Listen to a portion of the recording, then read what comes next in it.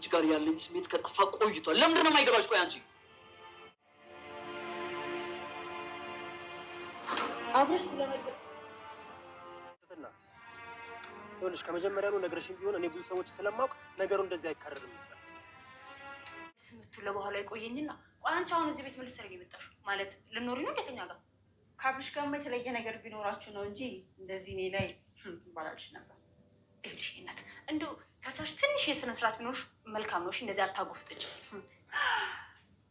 ተመልከቱልኝ፣ አንዲት ተራ ሰራተኛ ለእኔ ስነ ስርዓት ብታስተምር። ልክ ነሽ የኔ እናት። ወይ እሱ ለማዳሞች ይሆናል፣ ይሄ ለሰራተኛ ነው። አንቺ አምሻ እንዴ? ወይ ይቅርታ ማዳምዬ፣ እኔ እኮ ይኸውልሽ ይሄ ቆሻሻ ንግግርሽን ለማጥራት ነበረ። ለካ ውስጥሽ ሙላን የቆሻሻው አይደል እንዴ? ለነገሩ አይፈረድብሽም። እሱን አይደል ልብ ልብ የሰጠሽ? አሁን መጥቼ ይልሻለሁ። ባይሆንልኝ ነው እንጂ እኮ ስንቱን ባለጸጋ ማሰለፍ ነበርኩ። ተይ እንጂ የኛ አሰለፈች ወይ አባባብርልኝ።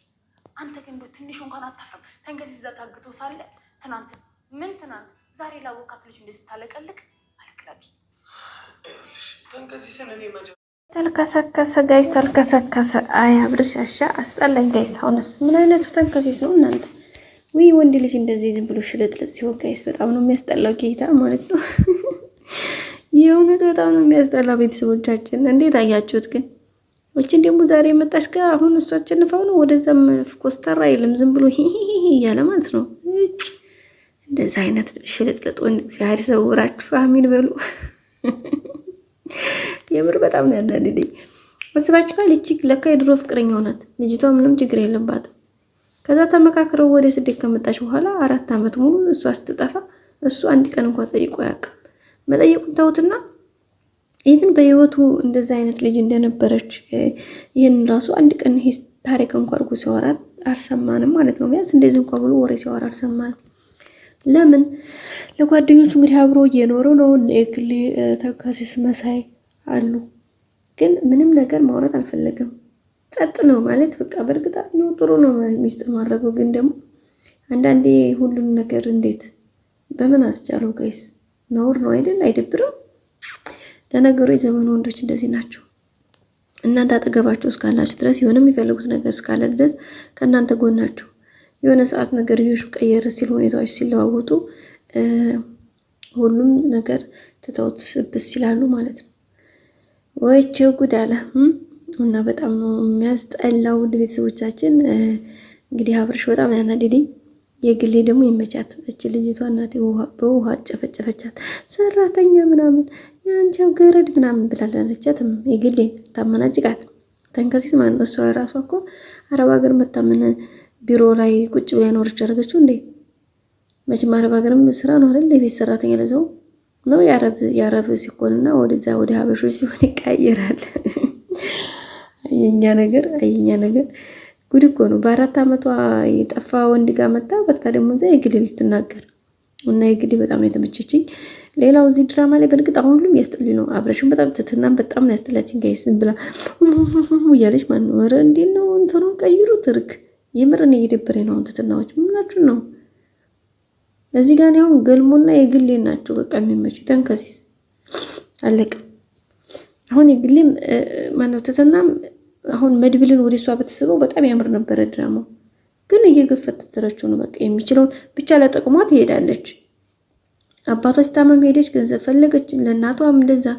ከዛ ለእሷም ሲጨንቃት ሰዎቹ እነዛ የዝና ሰዎች ሲያስቸግሯት ሄዳኝ ትላለች። አሁን ደግሞ እነዚህኞቹ ጋር ተንከሲስ ሲታገት በዚህኛው ጋር እና አብርሽ የማይወጡት እንደሆነ ሲያውቅ አብርሽ ይነገር አለ። ኦኬ ነገር ችግር የለውም። ከዛ አሁን ሄዳ እንደዚህ ምናምን ተፈጥሮ ለምን ፊት አልነገርሽኝ ምናምን ሲላት፣ አይ ያው እንደዚህ ብዬ ማለት ደፍሬ ነው እንዴ ለጥቅሟ ሲሆን ትሄዳለች። ከዛ ውጭ ሲደውላት አታነሳም። ከሱ ጋር ባለፈው አይታችኋል። አንተ በቃ በጥቅም እንድታስረኝ አልፈልግም ማለች። እንዴ ታዲያ ምንድን ነው? ስለሚወዳት እኮ ነው ሁሉ ነገር የሚያደርገው። ስለዚህ አብርሽ ደግሞ ይሄው ዛሬ አሁን ምን ልትል ነው? አሁን እንግዲህ ይሄው ሴት ጋር ሲለጣለጥ አገኘችው። ምን ልትል ነው? እስቲ ጉድ እኮ ነው። አብርሽ ደግሞ ማለት ነው በቃ አንዳንድ ሰዎች ታውቃላችሁ የራሳቸውን ህይወት ምስቅልቅል ያደርጉና የሰው ህይወት የሚያበላሻሉ። እዚህ ጋር የራሱን ህይወት ሶስቱንም አንድ ላይ ያምሳለች። አሁን የመጣችው እንግዲህ ከዛ የግል ያለች ከዛ ትትናለች። ትትና ነው የኔ አልፈለግሽም ምንም አይነት እንትን እንዳይኖርሽ ብሎ አላሰናበታትም። ከመድብል ጋር ስትሆን እኝኝኝ ይላል ማለት ነው እንደ ሴት ውሻ።